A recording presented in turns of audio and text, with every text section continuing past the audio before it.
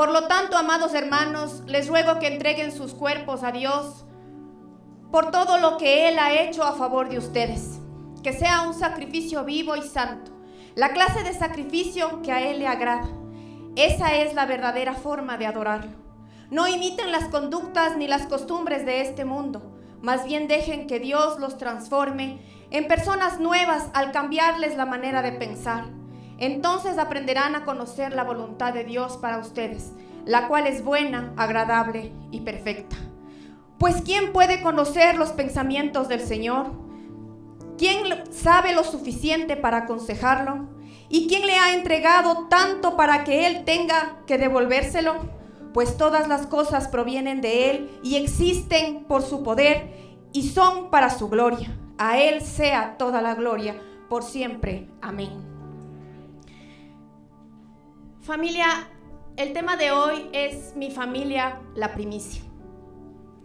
Y cuando el pastor me delegaba este tiempo de predicar, realmente Dios desde hace algunos días atrás, desde hace algunas semanas atrás me ponía, ¿qué es realmente la primicia? Y cuando nosotros hablamos de primicias, ¿qué es lo que principalmente y normalmente se nos viene a la cabeza? Decimos, ya toca las primicias, pensamos en el dinero, pensamos en a lo mejor las ofrendas de frutas, que me irán a pedir, me piden el pan, me piden la cuota, etcétera, etcétera. Y entre ello también nos hablan y nos dicen el corazón, también el corazón, ¿cómo presentamos el corazón? Amén. Dice que la ofrenda tiene una forma en la que debe ser presentada. La ofrenda dice que tiene que ser presentada con alegría, con honra, que nosotros tenemos que estar humillados delante de Dios para que podamos presentar una ofrenda agradable a Él. Dice que tenemos que vestirnos y revestirnos de justicia, que la ofrenda tiene que ser sin defecto y que no tiene que estar contaminada. Pero cuando hablamos de ofrenda, familia, muchas de las veces solamente pensamos en los bienes, pensamos en las ofrendas, pero no pensamos en cómo nos estamos presentando nosotros. Jesucristo es el que cumplió todos los requisitos para hacer esa primicia. La palabra de Dios en 1 de Juan 2:2 dice, Él mismo es el sacrificio que pagó por nuestros pecados, y no solo los nuestros, sino también los de todo el mundo. Jesucristo es la muestra perfecta de cómo Él fue presentado como ofrenda. Pero muchas de las veces pensamos que el sacrificio fue en la cruz. Y quiero decirles hoy, familia, que Jesucristo no murió en la cruz. Quiero decirles que la cruz es solamente una evidencia física, tangible. Es algo visual que hemos usado toda la vida, todo el tiempo desde que Jesucristo murió, para decir, Jesucristo murió por mí. Pero en este tiempo Dios me revelaba y me decía, Jesucristo no murió en la cruz. Jesucristo murió todos los días de su vida. Jesucristo hizo una ofrenda de su vida cada segundo de su vida. Sigue, mijo.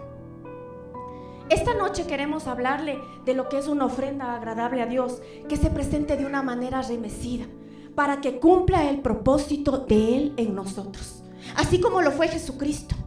Porque muchas de las veces nosotros no nos podemos a pensar en muchas cosas que Jesucristo tuvo que pasar, como niño, como familia, como adolescente, como joven, como adulto.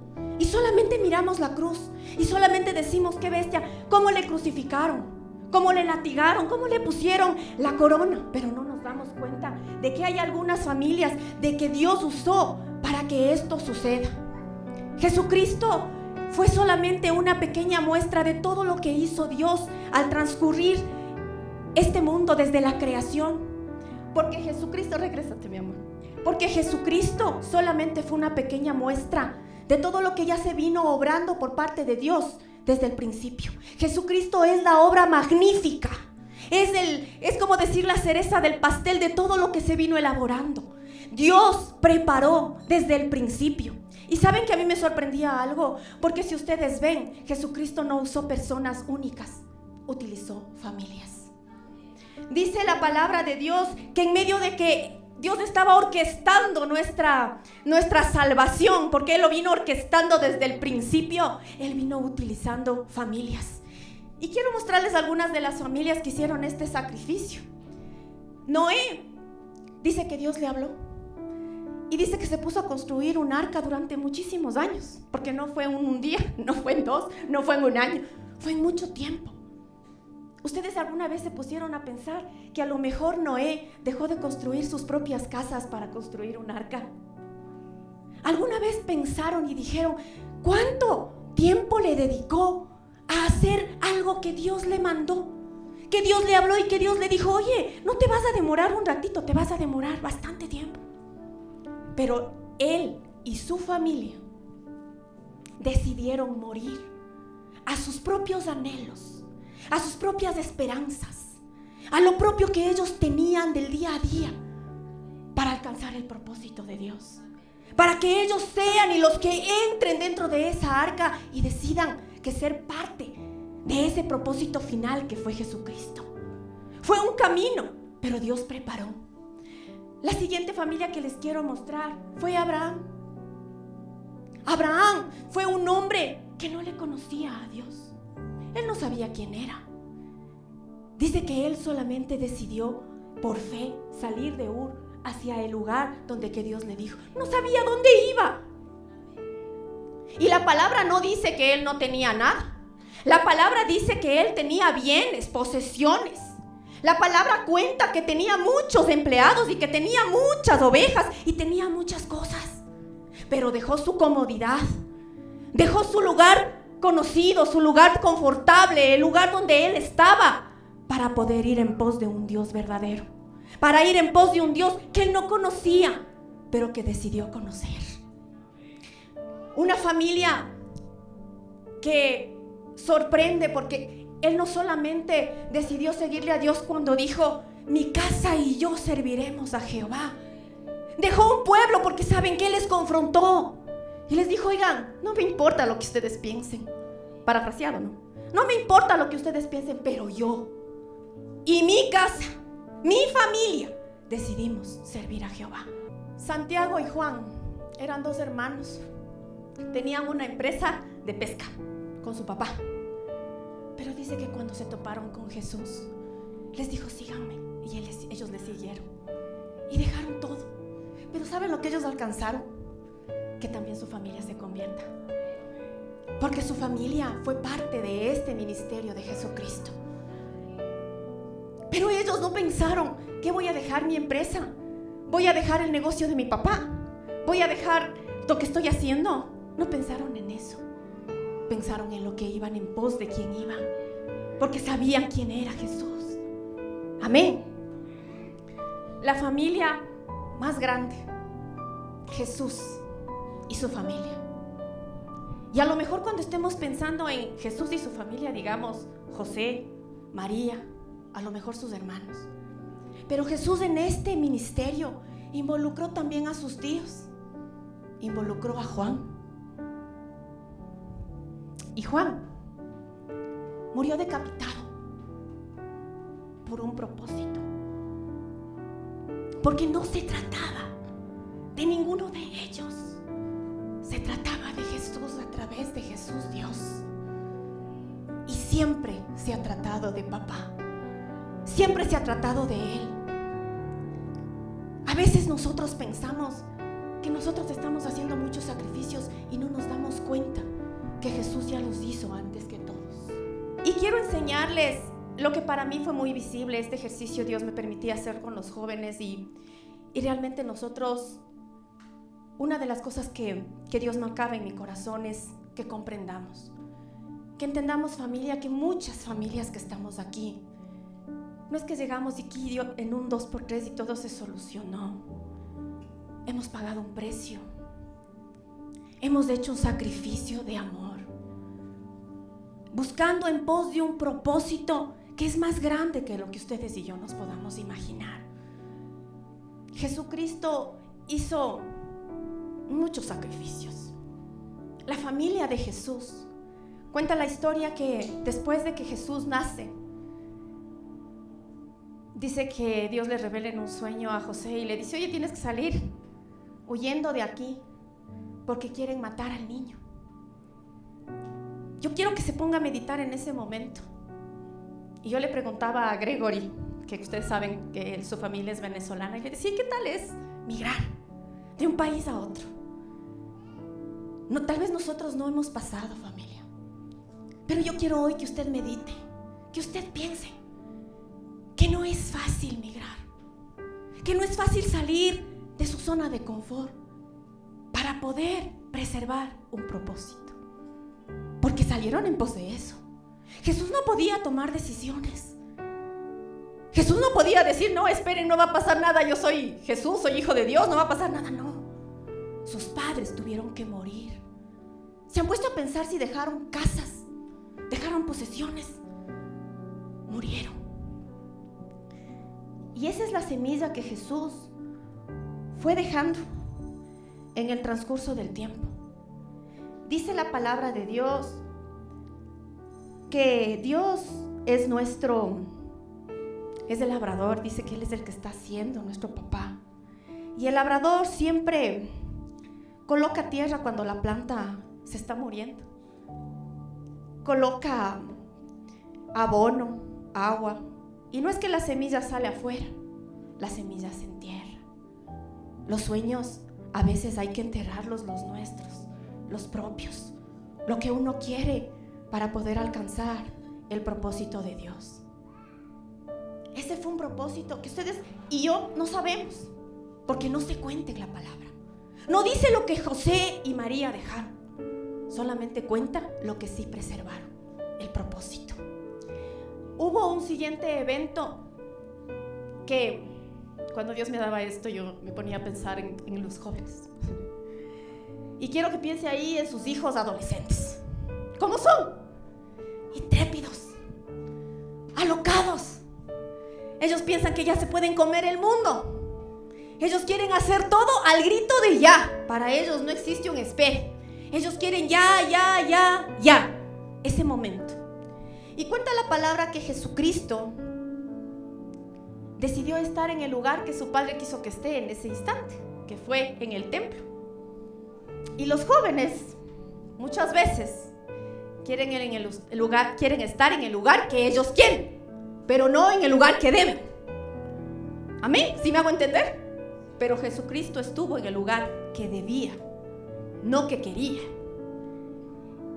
Y no solamente eso, sino que Jesucristo en ese momento dice que la palabra cuenta que Él regresó después de que le encontraron, y dice que ahí dice que Él vivió sujeto a la vida de sus padres y creció en entendimiento, en sabiduría y en estatura. A los jóvenes muchas de las veces como papás nos cuesta decirles un no, que no pase lo que yo he pasado, que no viva lo que yo he vivido, pobrecito. Y en medio de todo esto, estos aprendizajes que Dios me daba, yo me quebrantaba realmente porque le daba muchas gracias a Dios por la vida de mi pastor, porque muchísimas veces no me dejó quedarme.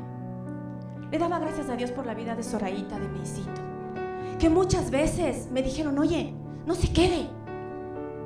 Y me hacía acuerdo, Dios, que antes teníamos la intercesión, no me acuerdo si era a las 4:30 de la mañana o a las 5 de la mañana.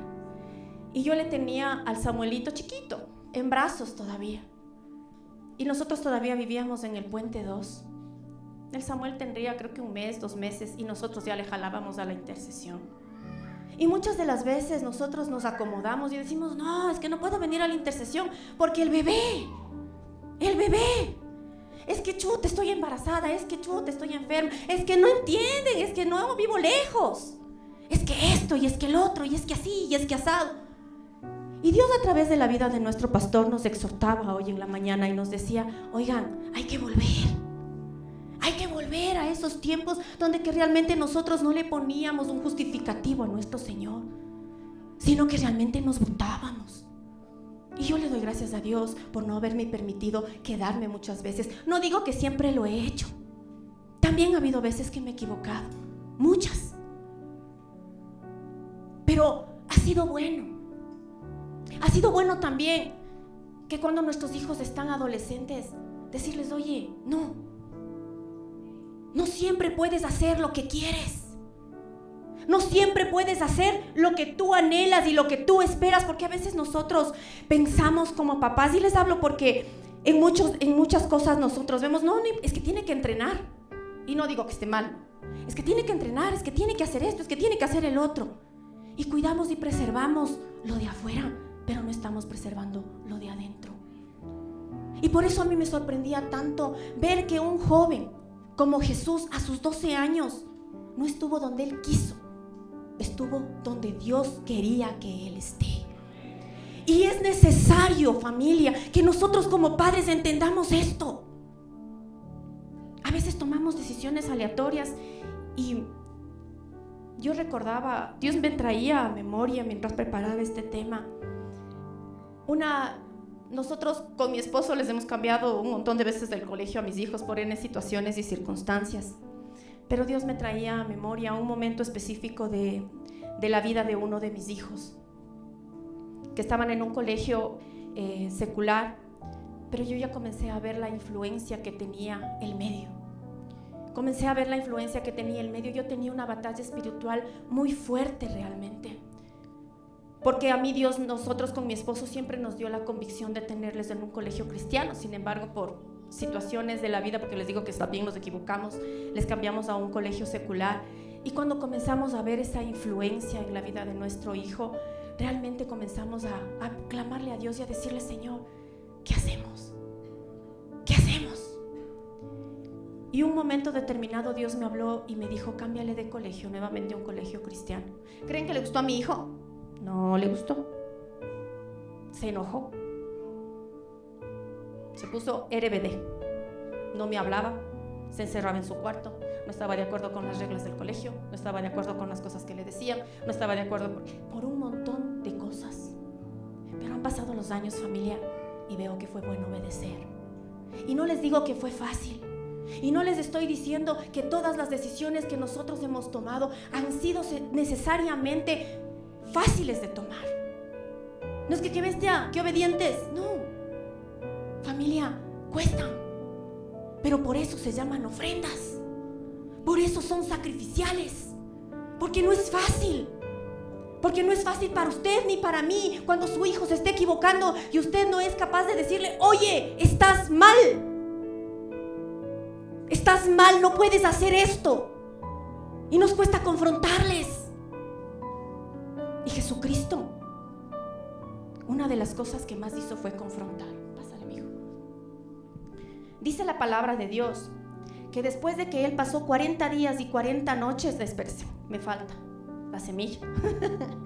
Jesucristo murió a su juventud. Jesucristo dejó muchas de las cosas que Él pensaba por su juventud. Amén. ¿Para qué? Solamente para alcanzar y perseverar en el propósito del Padre. Amén. Dice la palabra de Dios que en este momento de su vida, Jesús, después de que pasó 40 días y 40 noches en el desierto, porque dice que el Espíritu Santo le llevó, pero asimismo el Espíritu Santo le trajo.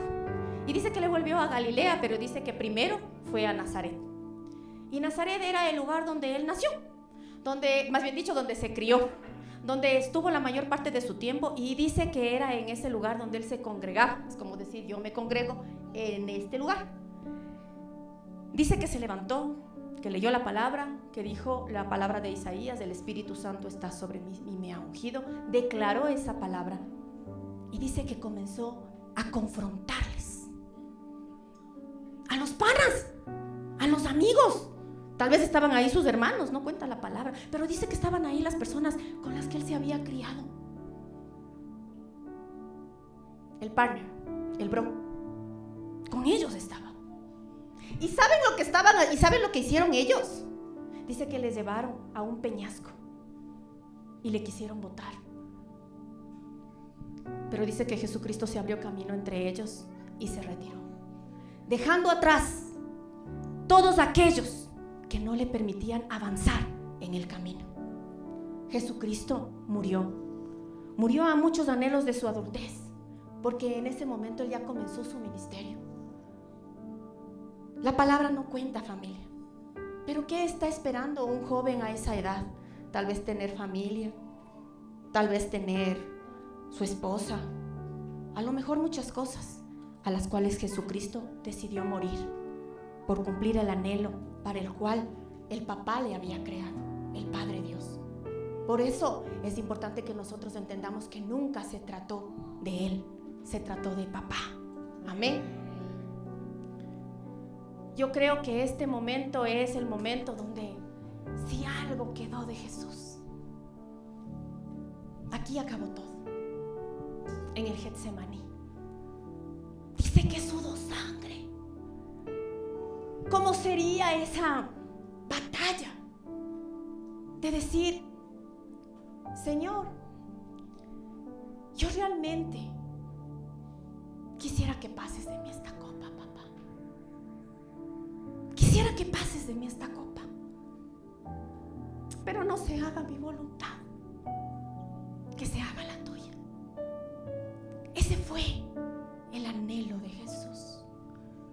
Ese fue el querer de Jesús.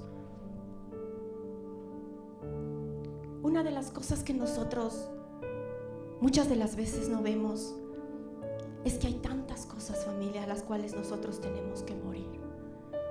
Familia, sueños, metas, casa, carro, bienes, muchas cosas, familia, a las cuales nosotros tenemos que decidir.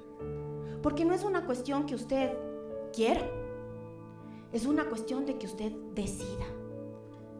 Es una cuestión de que usted y yo definamos nuestras vidas con Dios. Una de las cosas que nosotros tenemos que ver y comprender es que nuestros hijos no van a poder avanzar hacia el propósito para el cual ellos fueron constituidos si primero nosotros no entendemos cuál es el propósito. Y yo le pedí a Dios y le decía: Señor, ¿cómo nosotros podemos ver más allá? ¿Cómo nosotros podemos ir y avanzar hacia lo que tú tienes? Y Dios me decía que como padres tenemos una responsabilidad. Nosotros como papás, dice la palabra de Dios que cuando estaba embarazada de Jacob y Esaú, dice que ella sintió en su vientre una batalla. Dice que ella sentía en su vientre una batalla y le decía, y le preguntó a Dios y le dijo: Señor, ¿por qué siento esto? Y le dijo: porque hay dos naciones dentro de ti. Tuvo una revelación. Hubo una revelación de quiénes eran estos hijos que iban a venir. Yo les pregunto, familia, ¿cuántos de nosotros realmente sí hemos orado muchas veces por el propósito de nuestros hijos? Las madres que hemos estado embarazadas, hemos orado y le hemos dicho: Señor, el propósito que tú tienes para tus hijos. Y les decimos sí, por eso les ponemos nombres bíblicos y les ponemos nombres que Dios nos ha revelado. Pero al transcurrir de los años, al transcurrir del pasar de los tiempos, cuando comenzamos a tener todas estas circunstancias, cuando comenzamos a tener todas estas situaciones, cuando comenzamos a pasar el proceso de ir enterrando sueños, enterrando anhelos, dejando las cosas atrás, entonces nos olvidamos que hay un propósito y pensamos que lo mío, que lo que yo quiero, que lo que yo espero, que lo que yo anhelo para mi hijo, que lo que yo quiero para él, que lo que yo estoy esperando que él cumpla, que lo que yo estoy esperando que él haga es mejor que lo que Dios tiene. Y no es así. Nos cuesta entender como padres, porque decimos: no, yo sí quiero una carrera para mi hijo, yo sí quiero esto para el otro, yo sí quiero que tenga, que haga, que salga, que vaya, que venga. Y nosotros queremos ser dioses en nuestra familia, queriendo poner y orquestar nosotros a nuestra manera. Y no nos damos cuenta que aquí el único, dice, que se crearon todas las cosas por Él y para Él, es de Dios. Y familia, cuando hablamos de primicias, dice la palabra de Dios que Dios nos pone talentos en nuestras manos.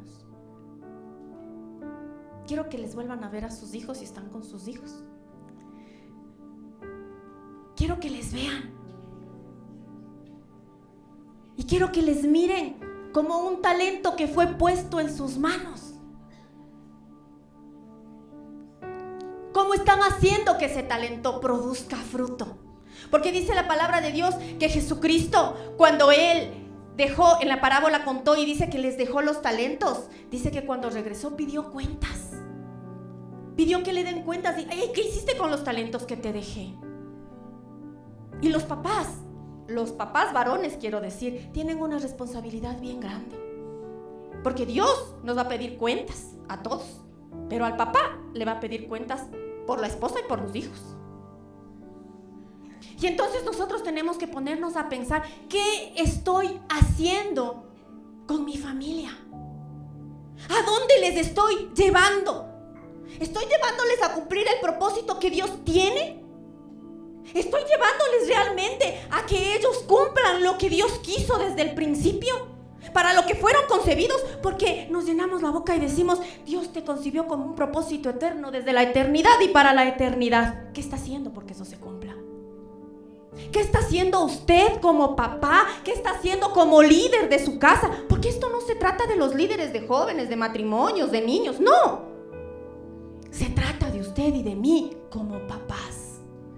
Se trata de cómo usted está llegando a este tiempo de primicias para presentarle a sus familias, a sus hijos y decirle, Señor, quiero presentarte a estos talentos, hijos, amados. ¿Cómo está presentándoles? ¿Les está presentando sin mancha? ¿Les está presentando patojos? ¿Cómo está presentando sus ofrendas? ¿Cómo estamos presentando nuestras ofrendas, familia? La ofrenda tiene que ser remecida, dice la palabra de Dios. Nos tiene que hacer rever y nos tiene que hacer ver cómo está mi familia. Si mi hijo se ha equivocado, decirle en amor. Pero decirlo así como dice la palabra, por las misericordias, es decir, por ese amor, por esa empatía que Jesucristo tuvo con usted y conmigo. Por eso, preséntate como una ofrenda agradable, por ese amor incondicional que es de parte de ese Dios de amor. Yo les decía hoy en la mañana a los jóvenes, Dios no es un Dios triste, de cara larga. Dios es un Dios de amor, lleno de alegría, lleno de gozo, lleno de gracia. Si no, ¿cómo creen que creó al perrito que viene y cuando usted llega se feliz y se llena de alegría, le mueve la cola? Porque es una esencia. O sea, Dios dice que creó Él todo. Y nosotros venimos, ay no, qué pereza. Jovencitos y cansados. Igual los viejitos a veces cansados, como dice el pastor, con cara de trompeta. O sea, ¿cómo estamos presentándonos a las ofrendas, familia? ¿Cómo estamos presentando mi casa? ¿Cómo estoy llevando mi familia?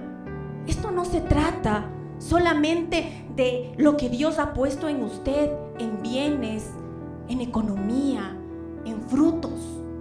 Los mayores frutos y el primer ministerio es su familia. Lo primero que hay que presentar es la familia. Lo primero que con lo que hay que llegar donde papá es con mi esposa y con mis hijos. Y si algo no está bien, y si algo hay que arreglar, póngase a cuentas. No solamente usted y su corazón y decir ya yo estoy bien, ya los demás, no. Es usted, es su casa, es su familia. Son sus hijos. Es tiempo de despertar. Es tiempo de ser fuertes. Es tiempo de ser valientes. Los días son malos, familia. Si no, solamente basta con ver las noticias. Basta con que usted se siente con su hijo joven o adolescente o niño y le pregunte cuáles son los conflictos que hay a lo mejor dentro de su colegio. ¿Qué conflictos tienen sus amigos? ¿Qué están viviendo? Si usted trabaja, solamente déles un poco de atención a sus compañeros de trabajo. Y mire qué está sucediendo alrededor. Vea qué está sucediendo. Dios nos está llamando a que salgamos de esa zona de confort, a que salgamos de esa zona de comodidad. El llamado fue hecho. Por eso Dios nos está hablando y nos está diciendo con la visión que nosotros tenemos que ser consagrados para ver lo extraordinario. Porque si usted y yo no decidimos que nosotros y nuestras casas sean consagrados para Dios, entonces, familia, no vamos a poder resistir lo que se viene. Porque la palabra de Dios dice que va a venir tiempos aún mayormente fuertes, cosas mucho más difíciles. Pero para los que estamos en Cristo Jesús, dice que mañana será mejor que hoy, que lo postrero será mejor que lo primero, que lo que viene es mejor que lo que hemos vivido. Dios desde el principio concibió la familia, usó familias, redimió familias. El anhelo de Papá Dios siempre fue ser el Dios y Padre de muchas familias. La palabra de Dios en Jeremías 31:1 dice: en ese día, dice el Señor, seré el Dios de todas las familias de Israel y ellas serán mi pueblo. La palabra de Dios nos enseña que Dios no solamente está queriendo algo chiquito con ustedes y conmigo. No en vano Dios nos ha hecho, porque si ustedes ven, siempre Dios nos habló a través de la vida de nuestro pastor que éramos una iglesia de familias. Y somos muchos, y estamos las familias, y están los padres, y están los hijos, y están los nietos. Y Dios nos sigue añadiendo. Y Dios añade de gran manera en nuestra casa, pero hay que preservar la familia para Él, no para nosotros. Que no se enoje, que no me vea mal. Es que ya no le digo nada porque no quiere venir. Y yo no les estoy diciendo que les obligue. De hecho, yo cuando veo a un joven que le están obligando, le digo: ve, mijito, te están obligando, no vengas. Llámale a tu mamá, yo le digo que no te mande. Pero si nosotros no hacemos como la palabra de Dios nos enseña, porque la palabra de Dios nos enseña que nosotros tenemos que ofrendar. Y a mí me llamó mucho la atención este versículo en una versión que nunca la había leído. Dice: honra a Jehová con tu sustancia y con las primicias de todos tus frutos. Y cuando Dios a mí me daba esta palabra, yo le decía: ¿qué es sustancia? Me puse a investigar lo que significa sustancia, y dice que sustancia es lo que queda cuando ya se saca todo. La sustancia es lo que está. Y ahora yo les pregunto: ¿dónde está su esencia humanamente hablando? En el ADN. A ver, repita. En el ADN. ¿Quiénes tienen su ADN? Nuestros hijos. Por eso me llamaba mucho la atención esta parte de la palabra. Dice: hónrale a Jehová con tu sustancia. Hónrale a Jehová con tus hijos. Lo primero que tienes que presentar es tu familia. Lo primero que tienes que presentar es tu casa. O sea, antes de que estés queriendo preparar lo que Dios te haya puesto en el corazón, amén, dile: Señor, mi familia, ¿dónde están mis hijos? ¿Dónde está mi esposo? ¿Dónde está mi esposa? ¿Dónde están mis padres? Nosotros tenemos que ponernos al hombro la familia y decirle: Señor, yo sí quiero. Yo sí quiero que mi familia sea esa que te conozca, que vea lo sobrenatural, que se extienda, que se expanda. Esa familia quiero yo. No quiero una familia de sábado, cuando puede. Quiero una familia que se involucre. Una familia que quiere estar al servicio. Una familia que quiere involucrarse con lo que Dios quiere que yo me involucre. Haga de cuenta un negocio. Yo les pregunto a ustedes, familia, si alguien de ustedes tiene un negocio, ¿qué es lo que más quisiera? ¿En qué manos quisiera que quede ese negocio? Sin embargo, Neisito siempre nos ha compartido el testimonio de lo que era Pinturas Cóndor. Cuando el dueño de Pinturas Cóndor falleció y quedó eso en manos de los hijos no amaron ese negocio. Y ese negocio se echó a perder. Terminaron finalmente vendiéndolo todo. Y a veces así hacemos con la fe. A veces nosotros decimos: no, es que no quiere venir, es que no me hace caso, es que es un sordo, es que es esto, es que lo otro. Familia, el mejor tesoro, el mayor negocio que usted y yo tenemos es la fe. El mayor negocio, el mayor bien, el mayor heredad que nosotros tenemos es Dios. Dice, nosotros decimos: es que somos levitas y nosotros esto y nosotros el otro. Pero el levita tenía como heredad a él mismo. Y Dios nos ha hablado y nos ha dicho: familia de pueblo, de sacerdocio. Nos han dicho una y otra vez: no de uno, sino de todo un pueblo. Y entonces, ¿qué hay que hacer? Hay que danzar la heredad, hay que decirles a los hijos, hay que hablarles a los hijos, hay que confrontarles a los hijos. No estás haciendo bien, no es por ahí, es por acá. Dios es lo suficientemente amoroso, y es lo suficientemente grande, y es lo suficientemente excelso, y es lo suficientemente sobrenatural para volver en sí, en un abrir y cerrar de ojos, todo lo que esté torcido. Porque Él dice que endereza, Él dice que nos vuelve en sí. Pero hay que hacernos el desafío, familia. Hay que morir, hay que decidir. Hay que decidir a veces dejar de querer nosotros el trabajo. Es que no me entienden, es que yo tengo que trabajar, pues. Yo también lo he dicho, especialmente en estas épocas que tengo auditoría, que no es fácil. Pero hay que romper el molde. Hay que salir de ese espectro que hemos tenido de decir: oigan, solamente yo, ya no importa, ni modo, ni mis hijos no quieren venir, ya nada. No, es que está cansado, está aburrido. Les pregunto a los jóvenes: oye, ¿por qué no viniste? Cansado, Silvanita, muchos deberes.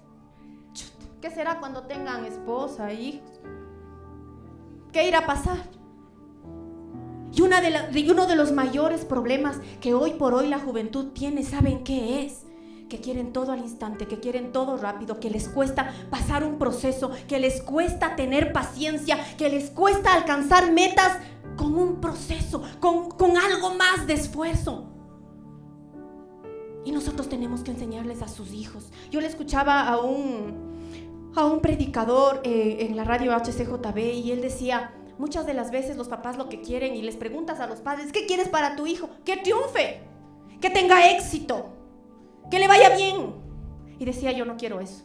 Yo quiero que mi hijo fracase rápido para que pueda entender rápido las cosas y que pueda avanzar. Porque a veces nosotros pensamos que el fracaso es malo, pero no nos hemos dado cuenta que cuando más nosotros nos hemos equivocado, Dios nos ha mostrado más su amor, más su misericordia, más su bondad. Y hemos sido mayormente edificados, y hemos sido mayormente llevados a su presencia, y hemos sido vueltos en sí. No con esto digo déjele a que a su hijo sea, no, enséñele, háblele. Por eso es usted su papá, por eso es usted el abuelo, por eso es usted el que Dios le ha puesto para que esté guiándole. Las hermanas mayores a las hermanas chiquitas, enséñenles. A veces no les contamos. Yo le preguntaba a una guagua del ministerio y le decía: oye, ¿te han contado el testimonio de tu familia? Y ella me decía: no. Yo decía: ve por Dios, de ver que te cuente. Porque a veces pensamos que todo fue siempre así, que los papás nunca vivieron una situación, que no pasaron una circunstancia, y por eso viven todo a la ligera, y pensamos que no hay que hacer un esfuerzo. Queremos darles todo a pedir de boca, que no sufran. Y muchas de las veces, familia, nosotros lo que más tenemos que hacer, no les digo hacerles sufrir a los hijos, pero sí acercarles a una realidad de verdad no nuestra, sino de verdad de Dios. Muchas de las veces nosotros no entendemos, no comprendemos cuáles son los designios que Dios tiene para nuestras vidas. Pero cuando yo tengo la certeza de que mi familia es mi primer ministerio, cuando yo tengo la certeza de que Dios me concibió con un propósito y un destino, cuando yo tengo la certeza desde que fui creada desde la eternidad y para la eternidad, y eso no quiere decir que mis papás ya fueron cristianos, y por eso hoy yo le quiero dar gracias a Dios por la vida de mis padres, porque mis padres no están aquí, ustedes no les ven aquí en la iglesia, ellos no asisten a una iglesia, pero Dios usó sus vidas para que yo esté aquí y ahora. Y a través de esa simiente, Dios me puso aquí, y le tengo a mi esposo y les tengo a mis hijos. Y estamos aquí todos de una u otra manera involucrados en la iglesia. Y eso, familia, es algo que uno tiene que honrar a Papá Dios. Uno tiene que agradecerle a Dios. Uno tiene que todos los días decirle: oye, papá, gracias Gracias porque tú me permitiste que efectivamente esto no termine como yo esperaba, sino que sea mucho mejor de lo que yo vi. Y que se cumpla lo que Dios dice, que los sueños de Él son mayores que los míos. Y que los anhelos de Él son mucho mejores que los que yo esperaba. Hace 4 años tal vez yo no hubiese estado diciéndoles esto, hace 20 peor todavía. Por eso yo siempre me acuerdo y siempre lo daré como testimonio, porque cuando nosotros llegamos con mi esposo, llegamos con 2 hijos, pero literalmente Dios me multiplicó. Y hoy yo veo mi casa multiplicada, y hoy veo mi casa, y no digo, familia, que mis hijos sean perfectos, no. Se equivocan, a veces toman malas decisiones, a veces les toca renegar, a veces me toca decirles, oye, no, y no es que quieren aceptar. No son las cosas perfectas, familia, pero hay alguien que tiene que decidirse, negarse a sí mismo para que pueda haber un fruto. Nosotros necesitamos que ustedes y yo hoy abracemos nuestra familia, que hoy hagamos que nuestra familia se presente con un olor fragante y que se cumpla lo que dice en esta palabra. Así que, hermanos, os ruego por las misericordias de Dios que presentéis vuestros cuerpos en sacrificio vivo, santo, agradable a Dios, que es vuestro culto racional. Presentarnos delante de Dios es ser racionales. Ofrendarnos delante de Dios es ser racionales. Para Él, eso es ser racionales. Para el mundo será locura, pero para Él es ser racionales. No os conforméis a este mundo, a este siglo, sino transformaos por medio de la renovación de vuestro entendimiento, para que comprobéis cuál es la buena voluntad de Dios, agradable y perfecta. A veces leemos solamente el versículo 2 y no leemos el versículo 1. Y nosotros conversábamos porque les damos el pastoral a los jóvenes, y a veces nosotros como papás cometemos un error. Queremos que los hijos renoven el entendimiento sin enseñarles primero que se entreguen a Jesús. Queremos hacer las cosas al revés. Retírenme esto. Nosotros tenemos que aprender que si es que nuestros hijos no aprenden la misericordia, si no aprenden el amor, si no aprenden eso que Dios nos enseñó de parte nuestra, ¿quién les va a enseñar? ¿Quién les va a enseñar ese amor inagotable? ¿Quién les va a enseñar el que tenga misericordia? ¿Quién le va a enseñar que le diga, oye, te equivocaste, no hay problema, pero avanza? Pero muchas de las veces los papás no hacemos eso. Los papás les hablamos, qué barbaridad, no entiendes, qué barbaridad, porque sigues las costumbres de este mundo y no captas que hay que hacer las cosas conforme a lo que Dios tiene. Queremos que entiendan la renovación del entendimiento sin primero enseñarles las misericordias por las cuales nosotros nos tenemos que presentar delante de Dios. Y entonces cuando hagamos las cosas en este orden adecuado, cuando entendamos, porque si ustedes leen el versículo 11 antes de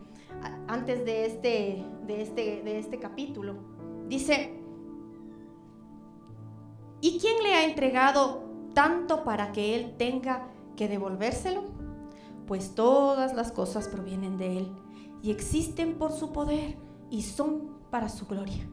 A él sea toda la gloria por siempre. Amén.